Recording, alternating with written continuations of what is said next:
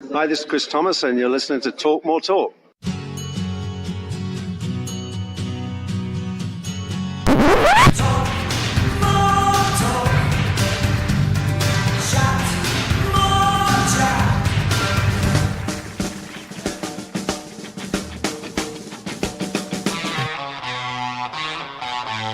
and love, everybody.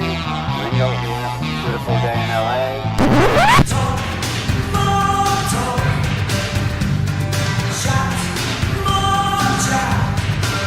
So it was good to be able to kind of get it out in a song. The whole, origin of where we're all coming from.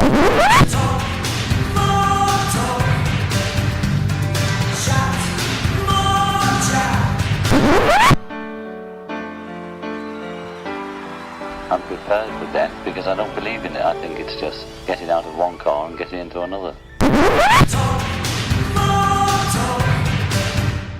Talk More Talk, the podcast where we celebrate the work of the solo Beatles. And I'm joined tonight by my three co-hosts, Kid O'Toole, Tom Hunyady, and of course, Ken Michaels. Welcome, everybody. Hi, Ken. Hi, everyone. Hey, everybody. And how you doing? Tonight, our special topic is the 40th anniversary of the George Harrison album, originally released in February 1979. But up first, Ken Michaels with the news. Oh, okay. We need to get some dramatic. Hold on. But up first, Ken Michaels with the news. All right.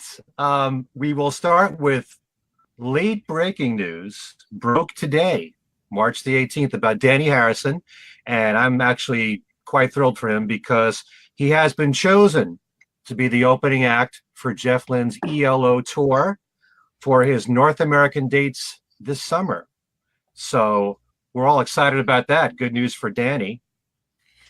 For sure. Also, yeah. We'll talk about the John and Yoko documentary, Above Us Only Sky, at the end of the newscast here. It'll be the last item. Paul McCartney gets ready to kick off his South American tour with 5 dates running from this Wednesday through the 30th, starting in Santiago, Chile. He's got the 1 date in Chile, then 1 in Argentina, and 3 dates in Brazil. And if I know how Tom Hunyady's mind works. And you don't. Yes.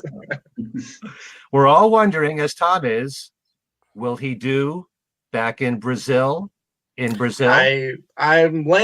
going against, if you're going to say, if you know how sportscasters go, you're going to bet for Duke or the field.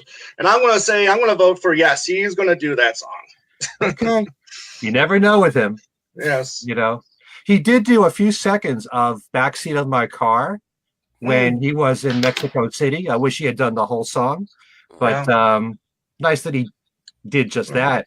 Paul has also added a second date in Tom's hometown of Las Vegas. Well, not really hometown, but it's becoming that. Yeah, second hometown. It's at the T-Mobile Arena. He's already had a show there booked for June 29th. The new show will be June 28th. The pre-sale went on sale. The tickets went on sale for that last week, but they went on sale to the general public today. Also, Ringo starts his all-star band tour this Thursday. That's at Harrah's Resort in Southern California. And exciting news about Ringo, as he posted some photos online of him with Steve Lukather and his co-producer Bruce Sugar. They have been working on a brand new album for the last few months. So we do know that Ringo is working on a new album, but we don't know when it will be coming out. But it's always exciting to hear. Ringo just keeps on working. Now, Ken, do you know if there's any change in Ringo's lineup? Just the one that was announced earlier, that we had Hamish Stewart added to the group. And who else am I forgetting? Is it the Men at Work guy? Yeah, Colin Hay. Thank you, Tom. Yeah. Oh, so he was there last year. Wasn't the 10cc, and I'm blanking on his name right now, the 10cc guy, I think, is not in this tour, right? He's out, and also Todd Rundgren is out. and Richard Page from Mr. Mister is out. Oh wow. Okay. Yeah. So yeah, back on the road again Again. with with Ringo. That wasn't planned, folks.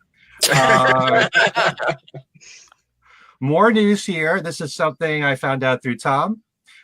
Video Music is reporting that a new documentary called An Accidental Studio is being made, which tells the story of George Harrison's groundbreaking film studio, Handmade Films. This will be the first original documentary from AMC UK, and it will air on their channel on May the 4th and on AMC channels internationally later this year. It includes never-before-seen interviews with key players, actors that were in the films, and it's set to capture an extraordinary moment in film history through the eyes of the filmmakers and the actors that were involved, and there's even archival interviews with George Harrison himself in there.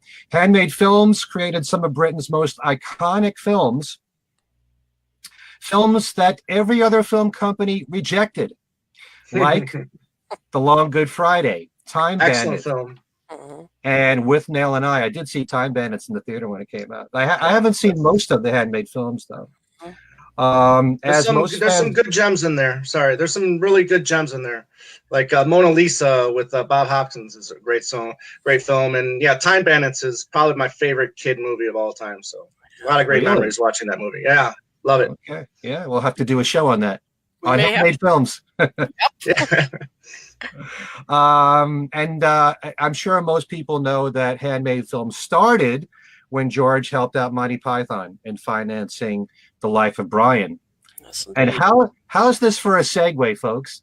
It just so happens The Life of Brian is celebrating its 40th anniversary, and it's going to be shown in theaters across the country for a limited run. Nice. So yeah, classic film there from Python guys.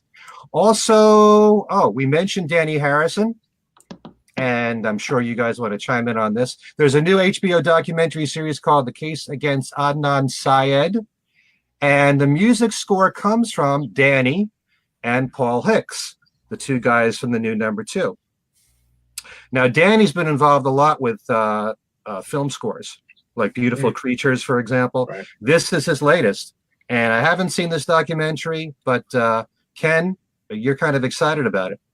I am. I've seen the first 2 episodes. It is excellent. It is easily one of the most compelling legal cases of the last, rather murder cases. I don't know if it's necessarily legally interesting. Of the last few decades. Of course, it was part of the very popular, the most popular podcast of all time with 175 million plus download Serial. So we're going to dispense with talking about the Beatles tonight to do an entire, the solo Beatles, to do an entire episode in which we analyze whether or not Adnan was in fact guilty from our perspective. So I can't wait for the news. Go ahead. Well, here on this solo Beatles show, we can all say that he's not guilty. That is another great transition. Yes, very nice. Oh, and by the way, Bruce Bernstein, an alert to viewer here. Remember, Graham Goldman was the name of the TCC. So thank you, Bruce. I was having a brain fart there, so that's what it was. That's the name. All right. So anyway, sorry to wreck the transition, but I had to throw that in. That's okay. Some news about Julian. He actually posted this online. He met with music mixer extraordinaire. That's how he describes him, Michael Brower. And Julian says that Michael has mixed some of his favorite albums and tracks, and it looks like they'll be working together on some new music that Julian will bring to the table later this year. Nice. It's hard to believe, but Julian's last album, Everything Changes, which was superb, that came out in 2011 already. Wow. Hard to believe. But it would be nice to hear some new music from Julian. It sure would, and it would be lovely to see him have another great act. Yeah. Yeah, well, his music for the most part has been really outstanding, and it's just a shame that He broke big in the beginning with a lot, and then the radio airplay kind of diminished after that, even though he put out really strong albums. Should really give his music a chance. Last week, we lost a big giant in the music world, and that's drummer Hal Blaine. Hal Blaine played on countless hits from the 60s, 70s, and up. It is absolutely impossible for anyone to not have heard Hal Blaine being played on the radio, because some of the biggest hits of all time have been from him. Just to mention a few: the Ronettes' Be My Baby, Simon and Garfunkel's Mrs. Robinson, and Bridge Over Troubled Water. So many of the Monkees records: A Taste of Honey from Herb Alpert and the Tijuana Brass, The Fifth Dimensions, Aquarius, Let the Sunshine In, The Carpenters, Close to You, and one of my favorite of all drumming on record, the Beach Boys' Good Vibrations. Really interesting drumming he does on there. I'm with you 100%, Ken. That's one of my absolute favorite drumming performances Hal ever did. Right. And as far as the Beatles are concerned, because Hal's worked with just about everybody, he is one of the drummers on John's rock and roll album. I know Jim Keltner also played on it. He did say in a video interview that's online that he worked on what he called Ringo's vocal album, which to me means Sentimental Journey, because Ringo didn't drum on it. So, but he didn't know which songs he was on. So I take it to mean he was on Sentimental Journey. With George Harrison, he played on Jackie Lomax's Is This What You Want album, because there were a lot of Wrecking Crew players on that, including Joe Osborne, who we mentioned a few shows ago, because he just passed away as well, the bass player, tremendous bass player there. And he did say also that he's on recordings with Paul McCartney where his drums were overdubbed, but he couldn't name them. And I haven't seen his name connected with Paul's music in any way, but I suppose it's possible. So, but he was an absolutely amazing drummer. It's like he influenced every drummer, whether they know it or not, because his drumming is just embedded in our brains, without you realizing it or not. So, any of you want to comment on Hal Blaine? Mm-hmm. Oh, just heard from our friend Tom Green, who has, and I know Tom. Hi, Tom. That he talked to Hal Blaine and said he was a great guy. He said it was Sentimental Journey. Okay, well that's what I was thinking. But what songs from Sentimental Journey? Oh yeah, I'd love to know. Yeah, that I don't know. Yeah, because there's never been a musician's credit for the songs on Sentimental Journey that I've seen. Mm-hmm. Every song has a different arranger, and we know that it was produced by George Martin, but we haven't seen the musicians listed on Sentimental Journey. Yep. All right. So why don't we talk just briefly before we get to our main topic on the George Harrison album, and that's on the documentary that premiered last Monday on A&E called John and Yoko, Above Us Only Sky, which previously had aired in England on Channel 4. It's about the making of John's Imagine album, and also about the relationship of John and Yoko, and what an influence as well Yoko was on John. So who wants to start first? Tom? Yeah, sure. It was a little past my bedtime when it aired last week, so I caught it later on. But anyways, very moving, very well done. I can watch George play Oh My Love over and over again. I just love the footage of him playing that song, and I love how John's talking to George about that song at the beginning during the credits. It was really cool to see Julian there. What were you gonna say? Something? Yeah, well, actually at the very beginning they're rehearsing How. Yeah, that's right. Was it How or Oh My Love or How? Yeah, sorry. Yeah, right. But anyways, but it was really cool to see Julian there, being interviewed, talking about, growing up there and, having fun during the summertime there with the friends, and how it was like, 99 acres and just, and it was something I could relate to too, is, it's like they got along when they didn't talk about the heavy stuff, meaning him and John, probably, I would assume. So I thought that was kind of cool. And, the way he talked about the song Imagine, how he says it's not religious, not political, it's humanity, life. And I thought that was really cool. I love Yoko's comments on Imagine, where she says, Yoko and her were met were meant to do this song. I thought that was pretty powerful. You know, you hear an early version of New York City, which was I thought pretty cool, right, with different lyrics. You know, so that was, and then I love how Kiltner is telling the story about how he's there, and I think it's I want to say, oh man.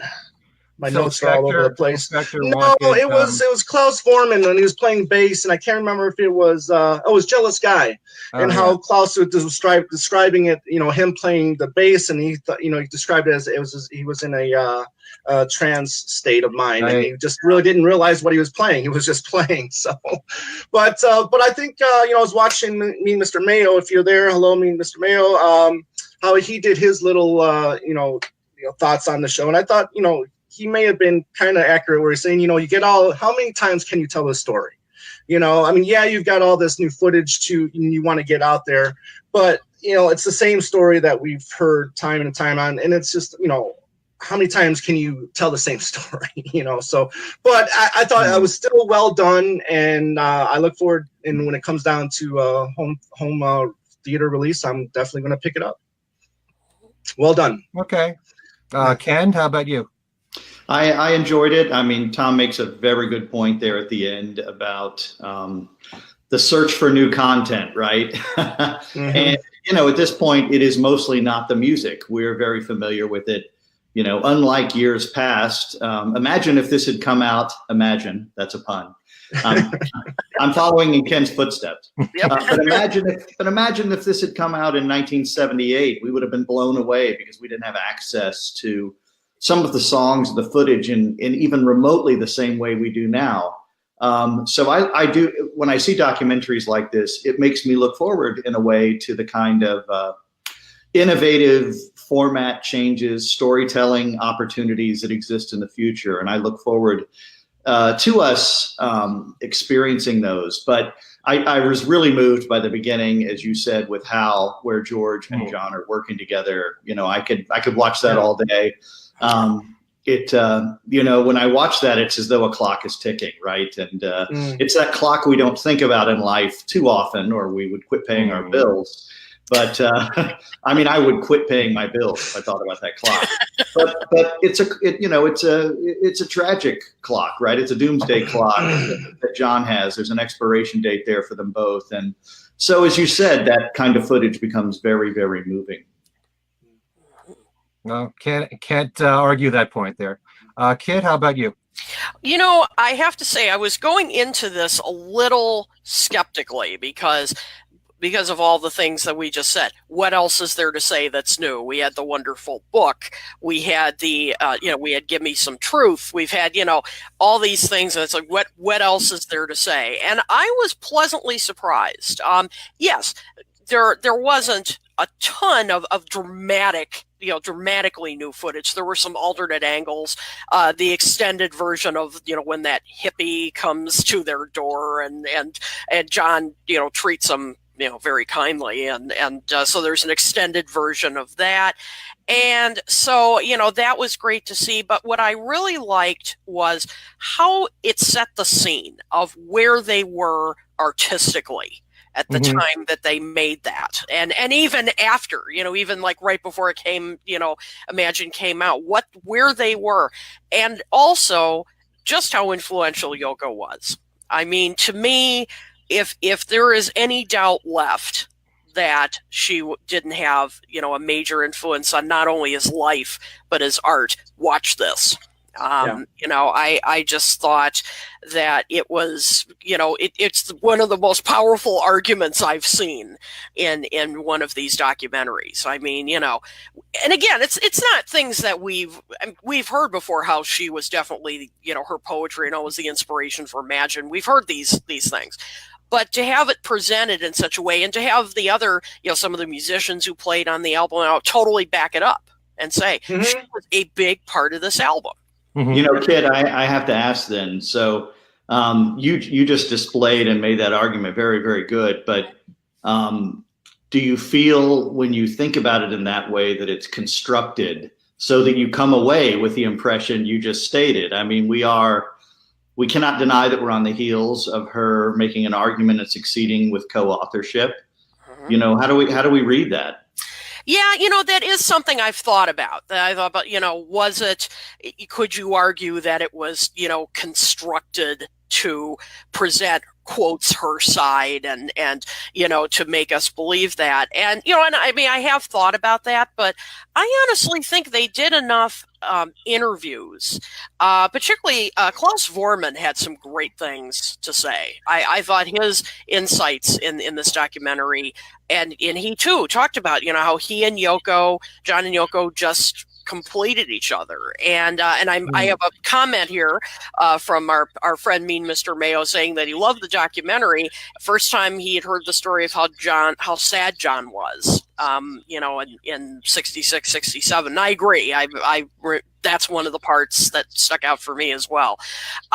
So, yes, you could say, well, it's definitely a pro Yoko documentary, but I think there's enough evidence there and explanations of her art and so forth to back it up. I liked how they did go in a little bit in her background. Yeah. With her, with their life, a little bit of her, of her childhood and early in her art career.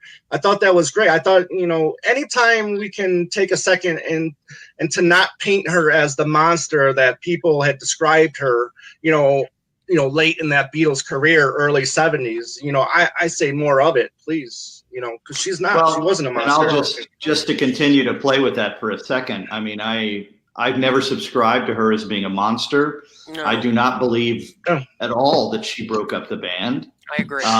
I do think she's a compelling artist. I've been to 3 of her exhibitions. I love her work in that fashion. I'm a fan of actually a few of her solo albums. Having said that, the scholar in me cannot help but note that she bankrolled this project. Right. And, you have to look at the superstructure behind anything, and that exists. So, that doesn't mean that it's not necessarily true or untrue, but it is a fact of the making of it. That's important. But at the same time, you've got the testimony of all these musicians that will adhere to this, how important Yoko was to John. And you've got John in his lifetime saying the same thing. I mean, what more proof do you need? I don't think enough has been explored about how big an influence Yoko really was on John. I think that there has never been anyone in John's life that was as big an influence as Yoko. Yoko opened up the doors to exploring everything there is out there and looking at it as art. And I think that John felt restricted being in the Beatles, as crazy as that sounds. I do think that he felt stifled being in the Beatles because there are limitations when you're in a band and you're working with the same musicians over and over again, as great as they are. But with Yoko, anything was possible. If you wanted to make an album where you've got 2 minutes of silence on there, that's art. If you want to make an album where you're just saying each other's names, John, Yoko, over and over again, that's art. Some people look at it as art. Some people think of it as garbage. It's all subjective, no matter how you look at it. There are people out there, I think it was John Cage, who staged the concert where he had a 38-minute piece and it was all silence. Yes, and people sat in the audience and observed this. Is that art? I think that John loved the fact that, you had endless possibilities working with Yoko. He could do anything that he wanted to, and he still maintained putting out his pop albums in the process. And yet he found her fascinating. He found the avant-garde world fascinating. She taught him a lot about it, some things he didn't understand. And that made him even more fascinated in her. So, not to take anything away from the other Beatles, but Yoko was definitely the biggest influence overall in John's life and the artist that he became. And I think that this brings it out in the film. Especially there's this one scene where Yoko's talking in the studio during the Imagine sessions, making a suggestion about the lyrics of one of the songs there, kind of whispering it to John. So we have no idea how much more of that there was, but we do know from the people who were there, who played on the album, what they saw. And I certainly, Klaus Vormann is very believable to me. How many people on this planet have the history of the Beatles as much as Klaus Vormann, other than the Beatles themselves? You know, and Klaus has a very good BS detector, if you will. He, we've all met him at the fest for Beatles fans, and he is, frankly, among all of the constituents in the documentary and elsewhere, he really, he speaks very plainly and very truthfully. So we have to give him a lot of credit. The thing that Yoko gave him, and I think you were sort of dancing around it there, Tom, and so sorry, Ken. Is the idea of risk. By the time the Beatles get to 1969, they're not taking a lot of risk. They are virtuosic in the way they're delivering their sound. And, obviously Abbey Road is an incredible high note and fantastic work of art. But I don't know if anybody would call it a risk, right? And what Yoko does give him, and it was the cornerstone, rather, of her art long before she met him, was the idea of just taking risks. And that means you're open to failure, right? And John does have failures. He does have songs post-Beatles that don't work, and works of art that maybe we don't feel at times that they necessarily maybe meet the strictures of what we feel like have the greatest artistic merit. But that doesn't matter because he's taking the risk, right? And the risk of great artists is failing, because then the success is all the more sweeter and all the more powerful when it does occur. In a way, I feel like we may never have had an album like Plastic Ono Band if Yoko Ono wasn't in John Lennon's life. Same thing as Cold Turkey as a song. Sure. I mean, the Beatles rejected Cold Turkey. They also rejected What's the New Mary Jane, whether or not you feel that was a wise decision or not. But, John was definitely, he liked the idea of, anything was up for grabs. He could do whatever he felt like with Yoko. And, I think that this documentary touches on that, and you can definitely go deeper on that subject. For sure. We should have a Yoko only, which actually was a phrase once, right? Yoko only. We should have a Yoko only episode or series of episodes at some point. Yeah. Oh, that'd be interesting. Because, she is a polarizing and highly complex figure. Mm-hmm. And I should add, there's a great book that really changed my view of Yoko's art, and it's called The Beatles and the Avant-Garde, and it's written by someone that I think we all know here, Aaron Kadovich. And I really enjoyed that book because he goes through not just Yoko, but the avant-garde movement in the late 60s in general and how it influenced the Beatles and their music. And of course, he goes into Yoko's art, and he does a really nice job of, really explaining what the meaning was behind this movement so that, those who may not like her art can say, well, it's not for me, but I see what I see what her point was. I see what the point of that movement was, to question art itself. Right. So, I highly recommend that. I really, that book opened my eyes to that the Fluxus movement and all of that.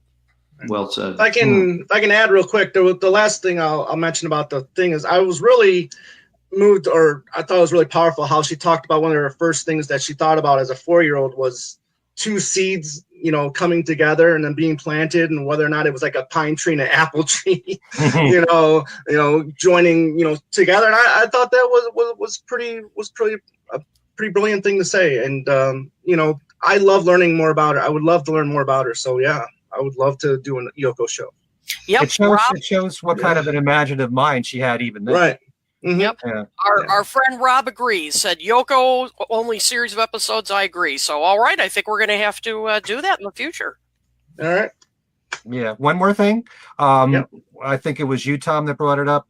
The performance of John doing New York City. Mm-hmm. That was from a film called Clock, which was recorded at the St. Regis Hotel in New York City.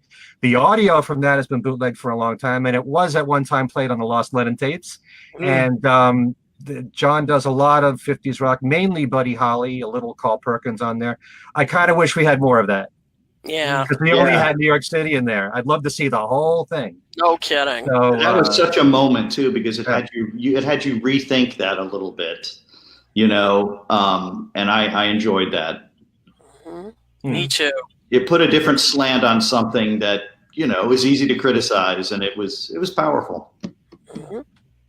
Okay.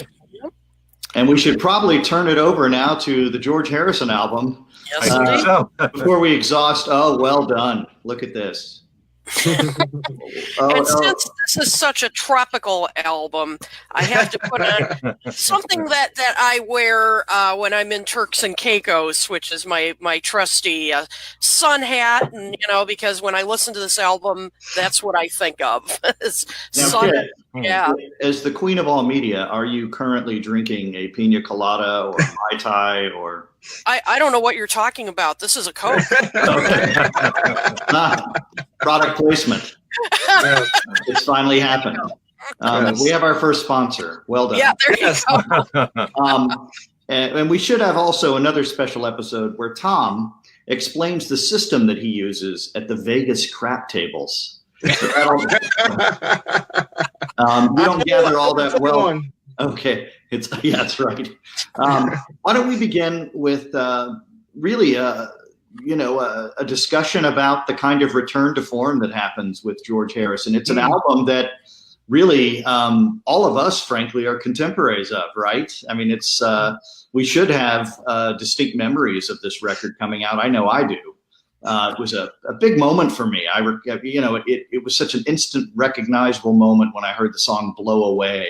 Mm-hmm. Roiling over the radio, and it was obviously it has so many trademarks, right, of George Harrison's, even down to the lyrical discussion of the weather, but also just that beautiful, sunny guitar sound, right, that we know so well with the slide and just the beautiful feeling of it all. And it does have to validate Kit's ensemble.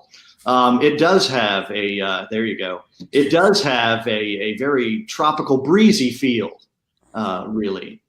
So do you recall when you first heard it, Ken? Oh, yeah. I mean, that's one of the few songs that actually triggers a specific memory for me, because when that song came out, it was around the springtime, and I used to go to college, and I drove to my local college on Long Island, and I would have the radio on, and I would always hear it on the way to college when the sun came out early in the morning. And I just associated with that. I always associate the song with springtime. And it's just, a happy-go-lucky song there. All I got to do is to love you. And, but I always associate it with that on my way to college. But, yeah. And of course, you have the rain and the sun there in the song. But I always associate it with the springtime and sunny times and happy times. Kid? I have to admit, I do not have a memory of when this originally came out. I was 8 years old. So I didn't really, I wasn't into the Beatles yet, but I do remember the first time I heard Blow Away, years later, probably maybe in high school. And I just was so taken with it. And I still am. It's to me one of it's almost a perfect pop rock kind of single. I mean, it's just it just instantly takes you to another place. It really does, and just beautiful. So I remember that thoroughly, but I actually don't remember. In fact, it was when you go on YouTube, you can see videos, of course, for Blow Away and Faster, and I had never seen those, and so what? It was. Yeah, I've seen them since, but I mean when they first came out. Oh yes, I've seen them before, but no, particularly Blow Away. That's pretty memorable. But we may have to divest you of the hat. I'm sorry, Kit. I've made my point. Yeah. So, but anyway, so I don't remember it when it was on, but I when it first came out, but I absolutely love this album, and I'm really thrilled to. I'm with Mean Mr. Mayo. It was an album that, for me, it was one that, I purposely went to the store to buy. And while I wasn't 8, I wasn't that far off. And, I had to count my dollars and pennies to go make that purchase. And it was an important one for me. What about you, Tom? Well, being the youngster in the group here, I was 6 when that album came out. So it wasn't until a decade later. I remember, if you remember on watching VH1, they used to have sometimes weekends dedicated to certain artists. And I remember when, Cloud 9 was big, and then we also got, the best of Dark Horse and Traveling Wilburys. So it was a great time to be a George fan. And then you would have a weekends dedicated to a particular artist, and they would have a weekend dedicated to George Harrison, where they would just show all of his videos. And that was the first time I got to see Blow Away, which is, the video and listen to the song, which I respond very well to, the positivity. Yes. Were you blown away? I was very blown away.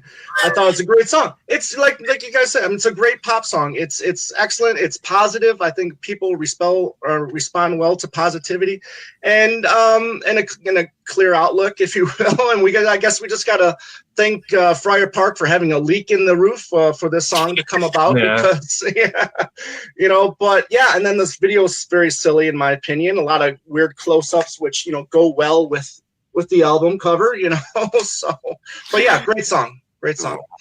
So you were born in 1973? Correct. So the greatest year in the solo. You got solo that history. right. You got that right, buddy. Yeah. Nothing will ever top 1973 for me. Correct. Well, and frankly, 73, beside the ex-Beatles, was a marvelous year. I mean, the music of the early 70s, it's absolutely stunning.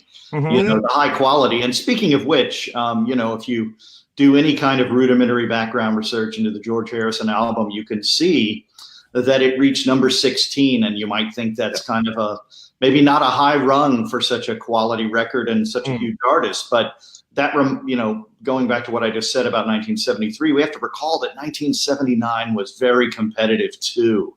Yeah. There was lots of different music coming together. Storming the charts. A lot of evergreen artists were around, not to mention plenty of new groups, new waves, literally, right? And disco, certainly. And it was highly competitive during that period. And, for George to perform that well isn't a slight on him at all. That's pretty good stuff. Back in those days, of course, units weren't equivalent streams, right? Those were actually units sold in the store. Some people have written that it's a kind of return to form. Do you see it that way, Kit, with this album? I guess I've always felt like this album and 33 1/3 could be almost bookends in a way, because to me, those two are his sort of creative resurgence. And it's interesting, I read a review or an interview of George from 1979 of Rolling Stone, right when the album came out. And he said that. He said a number of people had said to him, "This is your best since All Things Must Pass." And I think it's one of them. I don't know if it's the absolute best since All Things Must Pass, because that's kind of hard to say. But I just feel like it is such a strong piece of work. Remember, he was coming out of a pretty difficult period when, he was working on, basically, both albums. But he had found this new contentment after, we don't have to go through all the different, different things that he went through with his. Well, I think we should note that, in 1976, he was very ill. Yeah. Not to mention having some financial constraints. He's working with a record label in the post-Apple period. There's a lot going on in his life, and you can hear that, as I think you're suggesting, that sound of contentment, right? That's coming through. What about you, Tom? I hate to get into that, this is his best album since, but I still find myself doing it. But yeah, this is a top 3 album for me. It's a great, guitar work album for me. It's a very happy album for me, very optimistic, very positive album. And let's face it, I don't see this trouble or this. I see him in a really great mood. I see him doing things that he wants to do. He spent a whole year doing the Formula One thing, and we all know when he gets into something, he's really into it. Especially like the sitar, and other things that in his past, that when he's really into it, he spends the time, learning about it and doing it. He's creating handmade films. He's in the Ruddles. The Ruddles movie. He's getting ready to have a child and getting married. So I see a lot of happiness, and out of that comes this wonderful album. And is it a return to form? Maybe, but what is the form? I mean, if we were comparing it to All Things Must Pass, then, maybe, but, I always find things to like in all of his albums. And, right. And to this one, I think from top to bottom, it might be one of the strongest, in my opinion, since All Things Must Pass, maybe. So, yeah, I mean, it is. I think it's a classic George Harrison album from top to bottom. Yep. How about you, Ken? I think it's definitely one of his strongest. I wouldn't say it's a return to form, kind of like what Tom and Kit were saying, because 33 1/3 was a great album. Don't dismiss 33 1/3 at all, but when you have those two albums back to back, it's hard to find two consecutive albums that are as strong, although Living in the Material World is my all-time favorite George Harrison album. So when you follow All Things Must Pass with that, it's kind of hard to top that. But every song on the George Harrison album I've always loved. When it first came out, I liked it a lot. I think over time it sounds better and better.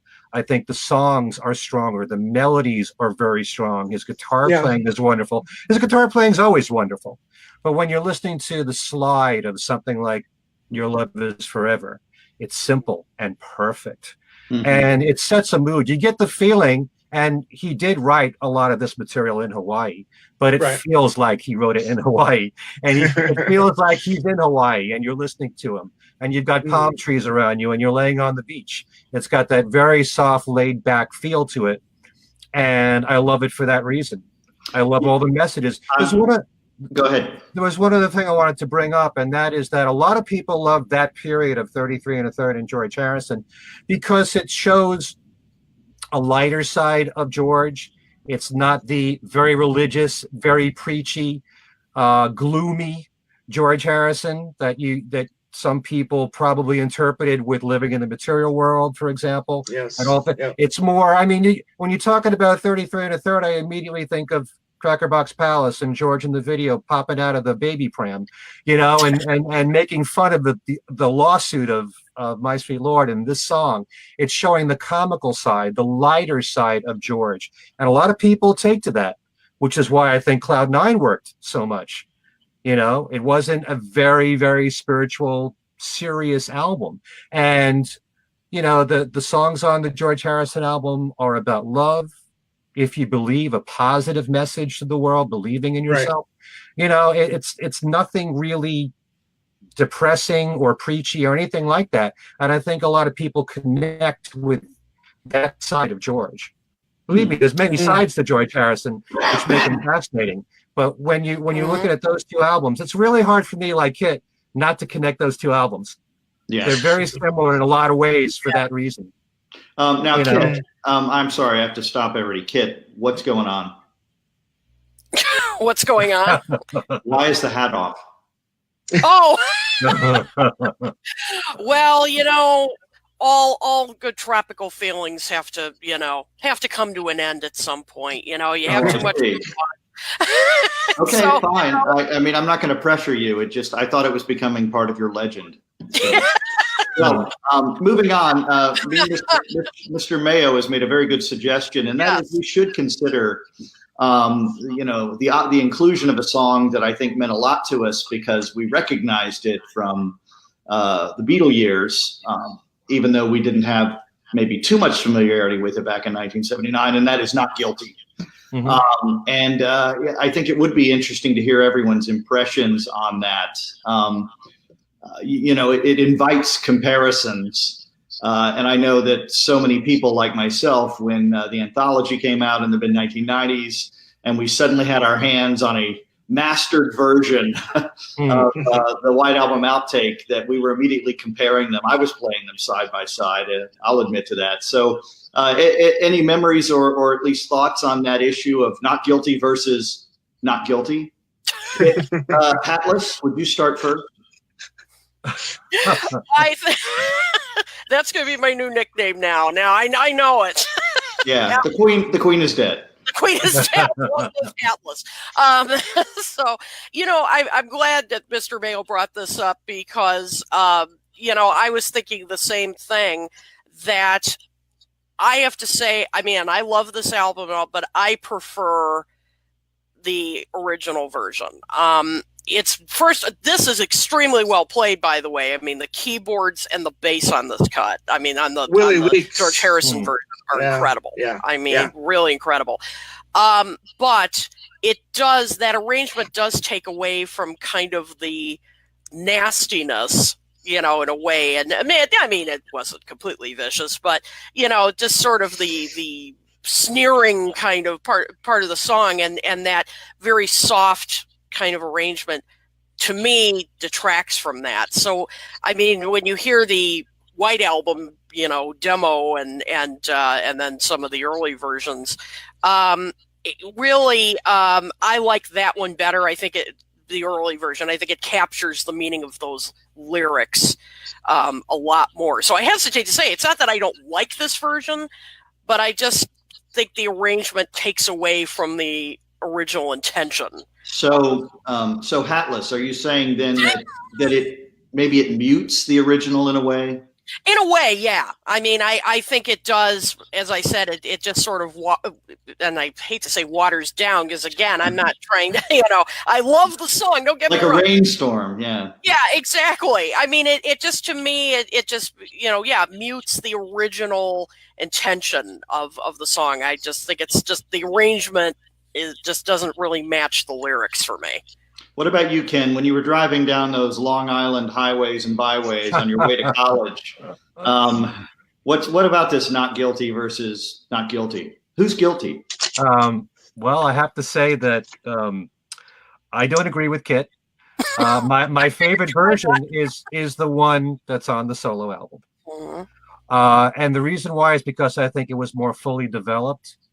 I love the Beatles version because it's grittier, it rocks, it's electric guitars as opposed to an acoustic treatment.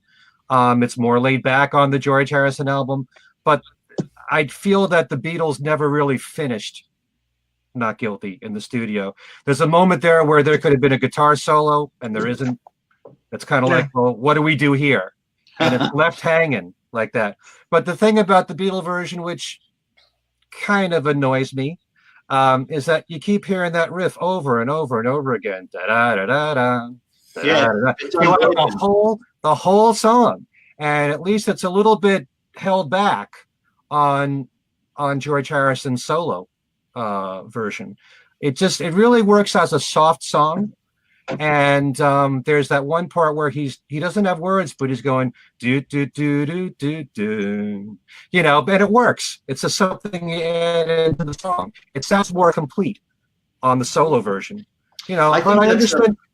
That's a thoughtful remark, because you made me with your comment just now really think about maybe what is holding back that White Album version. It does stick out like a sore thumb in the sense that it is repetitive, right? And one of the great gems of the Beatles' career is just incredible variety, even in the same song, right? What a staggering thing to think about. Very, very well said. Tom. Now, Tom, you either have to talk about Not Guilty or, of course, Casino advice. Casino advice.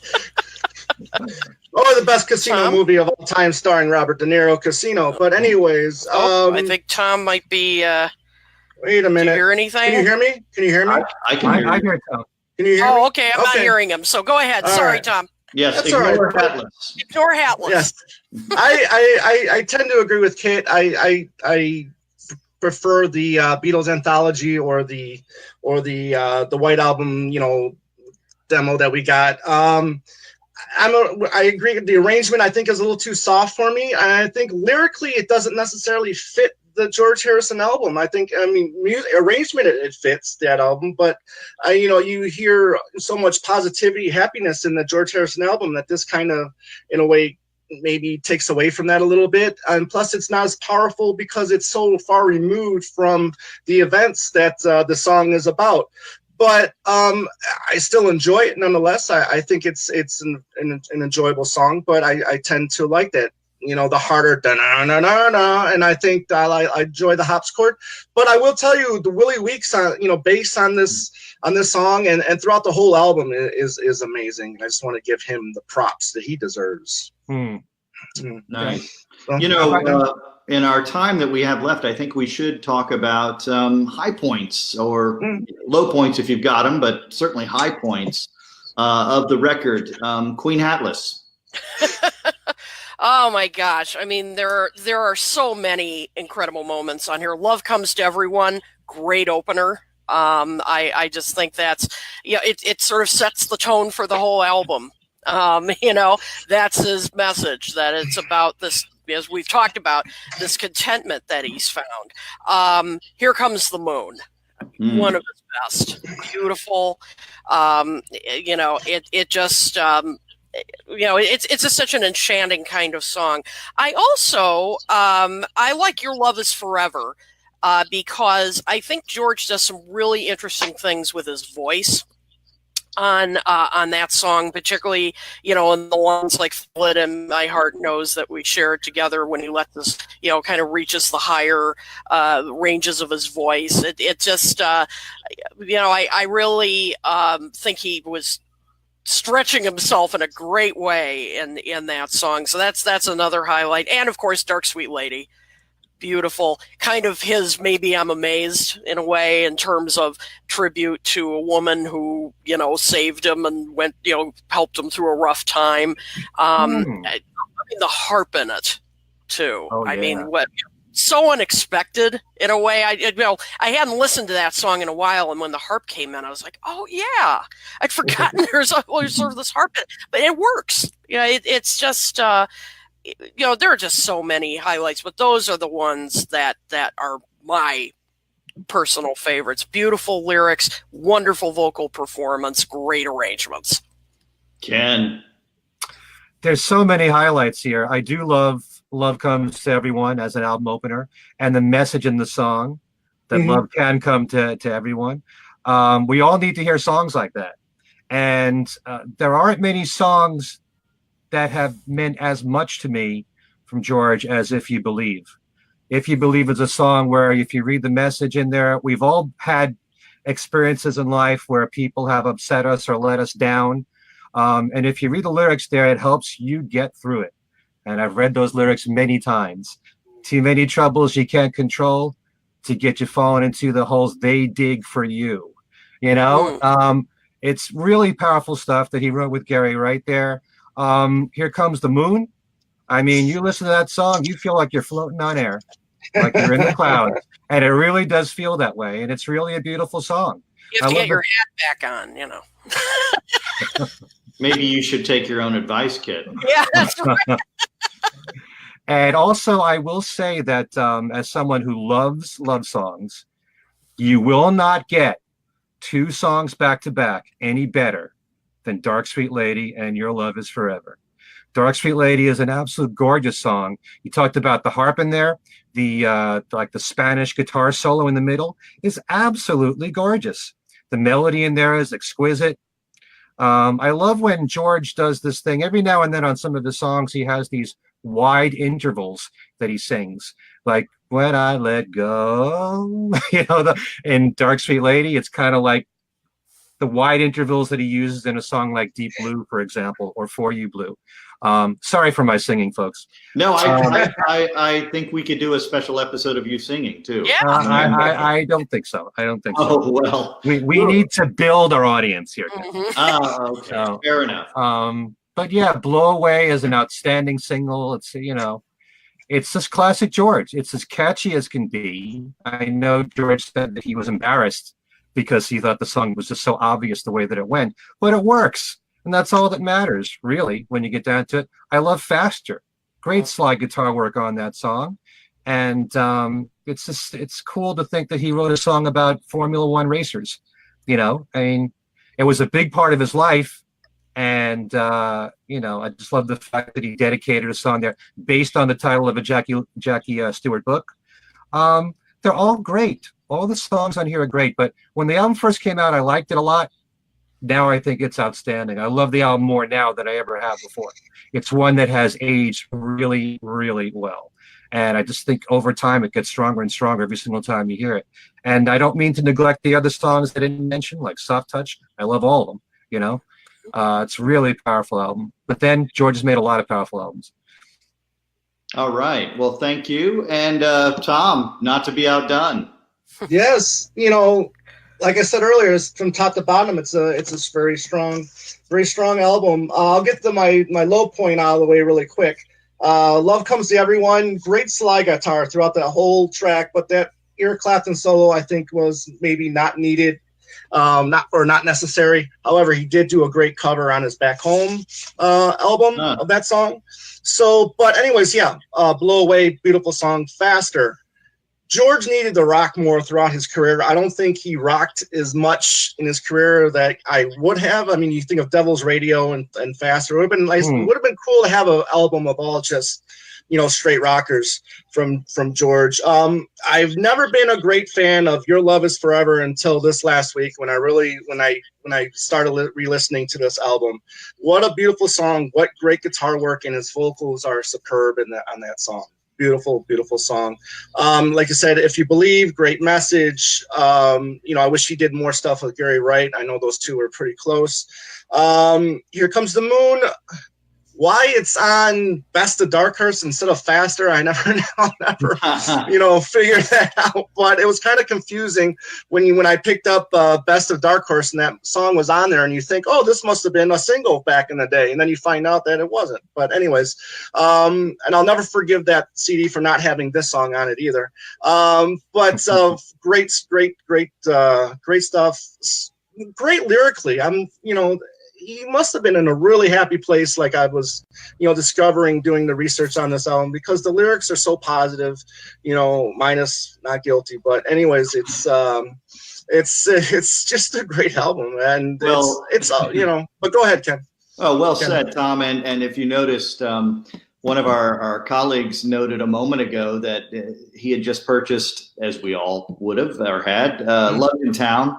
There is a kind of good vibe in their work at this point. You know, I do see those albums as having maybe not a direct relationship, but in terms, there is a certain vibe that exists. Maybe it's just the late 70s, and I wish I was that kid on a bike again, right? Who knows? Because nostalgia does play into this, as we heard Tom say earlier when he was driving to college. But no, but serious. I'm being very serious here. I mean, there is a certain positive sense. I'm saying positive now. Thank you, Tom. There is that kind of you know, throwback nostalgia we have for those moments, and they do really exist. So well said. And one more thing with Soft-Hearted Hannah too. I love the fact that he admits that he was on a mushroom, you know, bender when he wrote this song. You know, I ate it, and once my eyes could see, no sooner had I ooped it down, I felt so far off the ground I stood on. I think that's brilliant. So. Well, go ahead, Ken. Do you like what they did at the end of that song, where they adjusted the speed of the song? Oh, yes. I meant to say that too. How they was on like the uneven, you know. Very exactly. unique effect, right there. Like a mushroom high. Yeah, like a mushroom high. I mean, that's obviously the point. I'm very good at stating the obvious. Yeah, and you know, when George put out Gone Troppo, I mean, I had some of the same feelings. You think tropical. You know, kind of like the George Harrison album. Right. So there are certain songs where I'm just picturing, as I'm hearing it, being in Hawaii or being on a tropical island. So it's a bit similar. You know, it is interesting as we close out today's episode to think about the fact that he did name the album George Harrison, right? I mean, that in itself is quite telling. You know, at some level, he obviously wanted, to borrow Tom's word yet again, this positive album to be associated with his name, right? So I do think that speaks volumes about the place he was at in his life, if not the mushrooms. but certainly a kind of a connection, right? He's naming it. He's hardly an unknown quantity in 1979. Mm-hmm. Still one of the most famous people in the world, and great artists, and yet he chooses this album to call George Harrison. So, before we sign off tonight, we should alert our listeners and viewers to the fact that, if you enjoy this show and, you want to be up close and personal with a woman named Hatless, you're actually going to get a chance in just a few. She's just toying with us. There it is. Now you're the queen again. If you want to see the queen of all Beatles media in person, live, all you need to do is get yourself to Jersey City in fewer than 2 weeks. Yep. And, last weekend of March.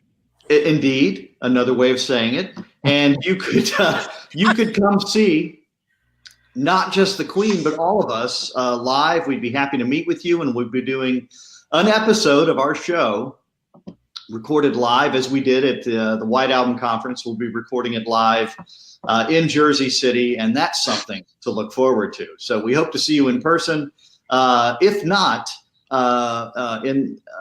virtually on the show. What exactly is our date, Queen?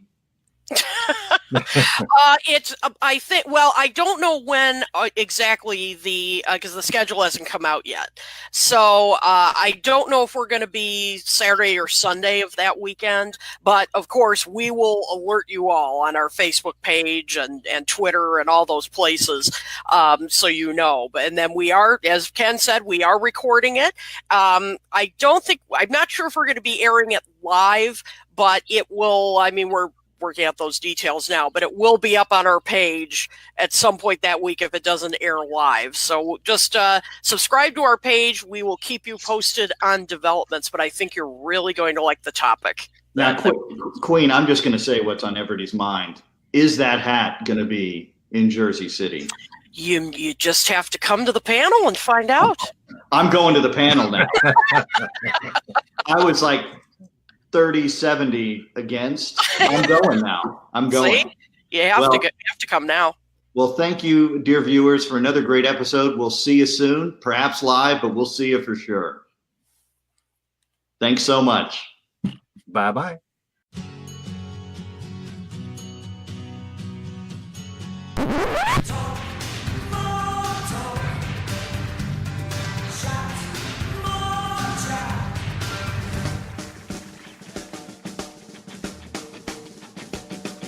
What?